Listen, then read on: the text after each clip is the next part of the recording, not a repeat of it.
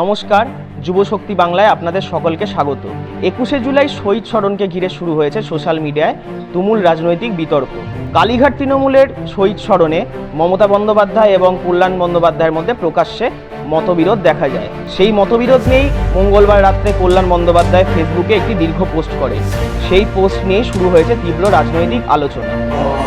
21শে জুলাই সমাবেশে বক্তব্য রাখতে গিয়ে দীর্ঘ সময় নেওয়ায় মুখ্যমন্ত্রী মমতা বন্দ্যোপাধ্যায় প্রকাশ্যেই অসন্তোষ প্রকাশ করেন। এরপর মঞ্চেই দুজনের মধ্যে কথা কাটাকাটি হয় বলেই জানা যায়। পরে অনুষ্ঠান ছেড়ে বেরিয়ে যান কল্যাণ বন্দ্যোপাধ্যায়। মঙ্গলবার রাতে ফেসবুকে করা দীর্ঘ পোস্টে কল্যাণ দাবি করেন, বক্তব্য চলাকালীন অভিষেক বন্দ্যোপাধ্যায় এবং পরে মমতা বন্দ্যোপাধ্যায় মঞ্চে পৌঁছান।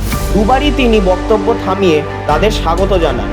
এমনকি বক্তব্য চালিয়ে যাবেন কিনা তা নেত্রীর কাছ থেকে জেনেই তিনি ফের ভাষণ শুরু করেছিলেন বলেও দাবি করেন। পোস্টে কালীঘাট সূত্রকে নিশানা করে কল্যাণ বন্দ্যোপাধ্যায় অভিযোগ করেন, এই সূত্রই দলকে শেষ করে দেবে। পাশাপাশি 21-এর মঞ্চের বক্তাদের তালিকা নিয়েও প্রশ্ন তোলেন তিনি। ইঙ্গিতপূর্ণ ভাষায় তিনি বোঝান, বক্তা নির্বাচনের ক্ষেত্রে তার আপত্তি রয়েছে। শ্রীরামপুরের তৃণমূল সাংসদ কল্যাণ ব্যানার্জির এই ফেসবুক পোস্টের পর কালীঘাট তৃণমূলের অন্দরেই শুরু হয় তীব্র রাজনৈতিক জল্পনা। যদিও কালীঘাট তৃণমূলের পক্ষ থেকে এখনো পর্যন্ত আনুষ্ঠানিকভাবে এই নিয়ে কিছু জানানো হয়নি। আমাদের চ্যানেলে আরও দীর্ঘ রাজনৈতিক আপডেট পেতে আমাদের এই চ্যানেলটিকে লাইক, শেয়ার এবং সাবস্ক্রাইব করতে ভুলবেন না। ক্যামেরায় সৈকতের সাথে আমি দৈপায়ন, যুবশক্তি বাংলা, কলকাতা।